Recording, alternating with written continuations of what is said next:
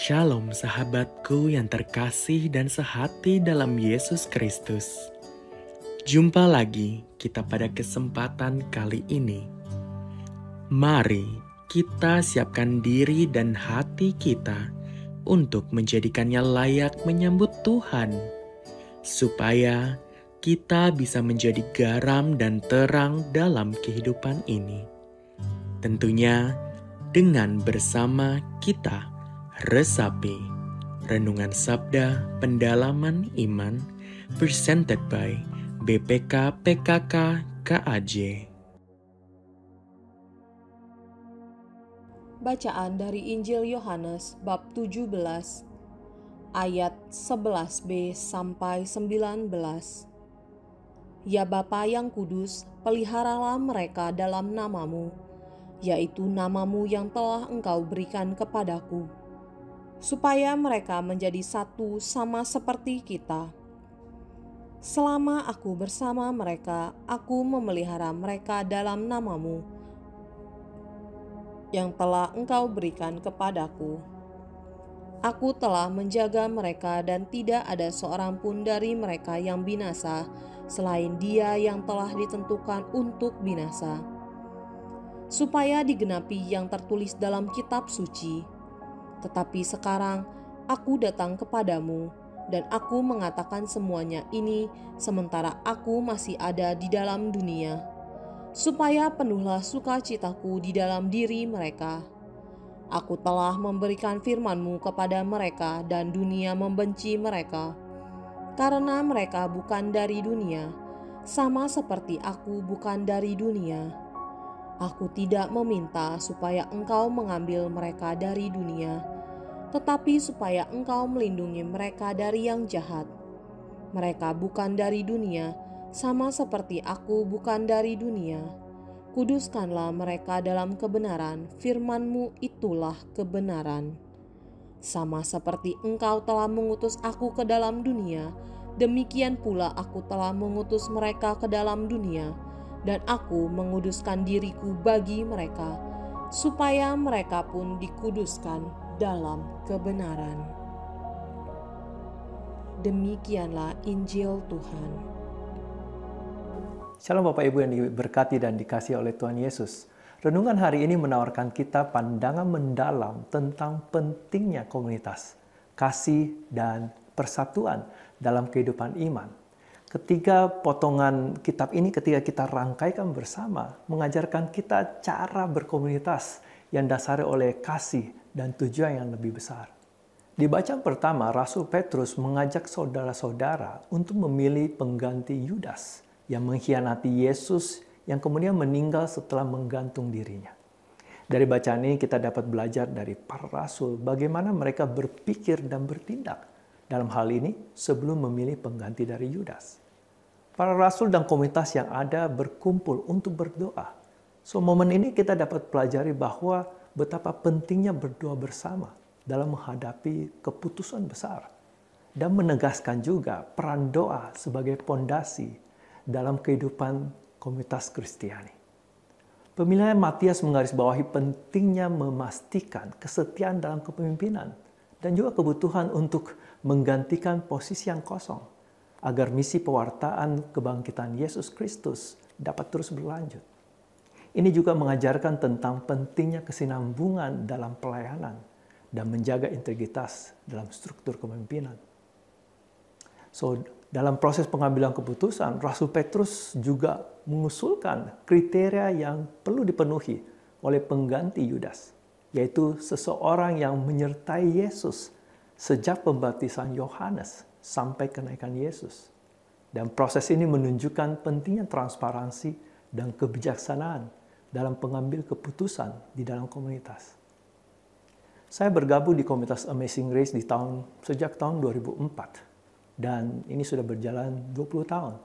Dan saya melewati banyak sekali pengambil keputusan-keputusan seperti contoh pemilihan koordinator yang diadakan setiap 3 tahun. Dan di mana anggota berkumpul untuk berdoa. Dan pemilihan terakhir itu tahun 2019 sebelum COVID. Pada hari itu anggota komunitas datang berkumpul berdoa, kurang lebih 60-70 orang. Berdoa dan kemudian meminta Roh Kudus untuk memimpin pemilu tersebut. Setelah berdoa, beberapa nama calon koordinator itu dituliskan di papan. Dan setelah itu anggota kembali berdoa. Berdoa untuk meminta pimpinan Roh Kudus. Dan setelah doa selesai, setiap anggota menuliskan calon koordinator yang mereka mau pilih. Dan setelah mereka tuliskan, semuanya dikumpulkan, dihitunglah. Dan nama dengan pemilih terbanyak itu kemudian terpilih menjadi koordinator dalam 3 tahun ke depan. Jadi kalau mau dilihat seperti ini bahwa komunitas juga melakukan apa yang dituliskan. Bagaimana prosesnya berdoa, kemudian mengambil keputusan bersama. Dan juga ada kriteria-kriteria yang ditetapkan, di mana seorang koordinator adalah mereka yang selalu datang selama 3 tahun, melayani bersama, dan juga mempunyai posisi untuk dapat dipilih menjadi seorang koordinator. Dan setelah nama itu tertulis, didoakan, dan kemudian diberkati oleh romo moderator komunitas. So, di bacaan kedua, kita diajak untuk membangun fondasi dari komunitas, yaitu kasih. Wah, ini adalah sebuah hal yang sangat kuat. Kasih itu sangat kuat. Dan kita diajak untuk mengasihi satu sama lain. Karena Allah terlebih dahulu mengasihi kita. So, karena Allah sudah mengasihi kita, kita baru dapat belajar bagaimana mengasihi. So, kasih ini bukan hanya menjadi dasar relasi kita dengan Allah, tetapi juga menjadi landasan dalam membangun komunitas yang sehat dan kokoh. Dan di sini komunitas itu bukan hanyalah komunitas pelayanan, tapi juga komunitas terkecil, yaitu komunitas keluarga. Mungkin juga komunitas dalam bekerja yang kita boleh jalankan sebagai fondasi dari kasih ini. So, kasih yang kita bagikan seharusnya mencerminkan kasih yang kita terima dari Allah. Sebuah kasih yang tanpa batas, sebuah kasih yang tanpa syarat, serta mengendahulukan kebaikan orang lain. Nah, contoh dari penerapan membangun kasih dalam komunitas ini dapat diterapkan. Pada saat itu ada seorang anggota komunitas yang mengalami krisis keuangan dan kesehatan. Nah, bagaimana komunitas kami itu kemudian mengorganisir penggalangan dana untuk membantu anggota ini. Dan bukan hanya menggalang dana, kami juga kemudian bergantian jadwal untuk dapat mengunjungi, untuk dapat membantu kebutuhan sehari-hari dari anggota tersebut. So, kita tidak hanya berdoa, tapi kita juga aktif terlibat dalam menyediakan dukungan emosional dan fisik. Dan ini mencerminkan kasih yang nyata dan tanpa syarat, yang tidak hanya mengatakan tetapi menunjukkan cinta dalam tindakan. So, bacaan ketiga dari kitab Yohanes sungguh menyejukkan hati dan memberkati ketika seorang guru, yakni Yesus sendiri, mau mendoakan para pengikutnya, yaitu Bapak Ibu yang terkasih dan saya. Tuhan Yesus berdoa kepada Bapa untuk kesatuan dan perlindungan bagi pengikutnya. Di dalam doanya ia meminta supaya mereka disatukan, kita disatukan, sama seperti Yesus dan Bapa adalah satu. Agar dunia percaya bahwa Yesus diutus oleh Bapa. Yesus juga meminta perlindungan bagi pengikutnya dari kejahatan dunia.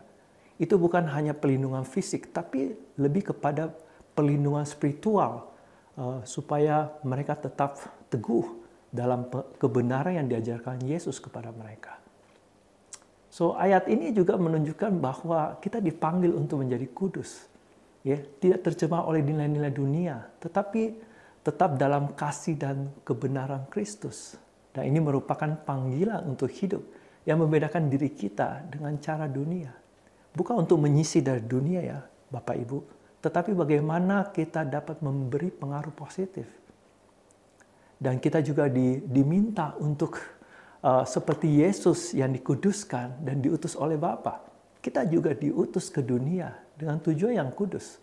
Dan hal ini mengajak kita untuk memikirkan kembali peran kita di dunia ini. Bukan hanya untuk hidup bagi diri kita sendiri, tetapi untuk menjadi terang dan garam dunia. So, renungan hari ini, dari bacaan hari ini menantang kita untuk melihat lebih dalam bagaimana kasih Allah yang kita terima harus mempengaruhi setiap aspek kehidupan kita.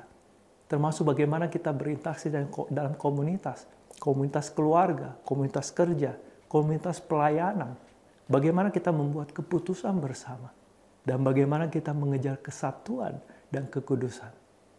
Mari kita terus berusaha untuk mengasihi dan dalam kasih yang kita terima dari Allah dan bersatu dalam doa dan tujuan, agar dunia dapat melihat bukti nyata dari kasih dan kebenaran yang Allah bergerak dalam dan melalui kita. Mari kita berdoa. Dalam nama Bapa dan Putra dan Roh Kudus. Amin. Bapa dalam surga, kami mengucapkan syukur kalau Engkau memberikan kepada kami kasih. Engkau sudah memberikan kasih kami terlebih dahulu, sehingga kami dapat membagikan kasih yang Engkau berikan kepada kami. Biarlah kiranya Engkau satukan kami, Engkau tutup bungkus kami dengan darah Yesus yang tersalib, sehingga kami boleh menjadi kuat, kami boleh bersatu, kami boleh mewartakan kabar yang Tuhan Yesus mau kami wartakan. Dan kiranya kasih-Mu yang Kau berikan ini tersebar ke seluruh dunia dan dapat dibagikan, dan dapat didengarkan, dan dapat terus dilanjutkan kepada banyak orang di luar sana. Terima kasih Tuhan. Segala hormat dan kemuliaan kami mau haturkan dalam tangan kasih-Mu. Amin. Dalam nama Bapa dan Putra dan Roh Kudus. Amin. Shalom.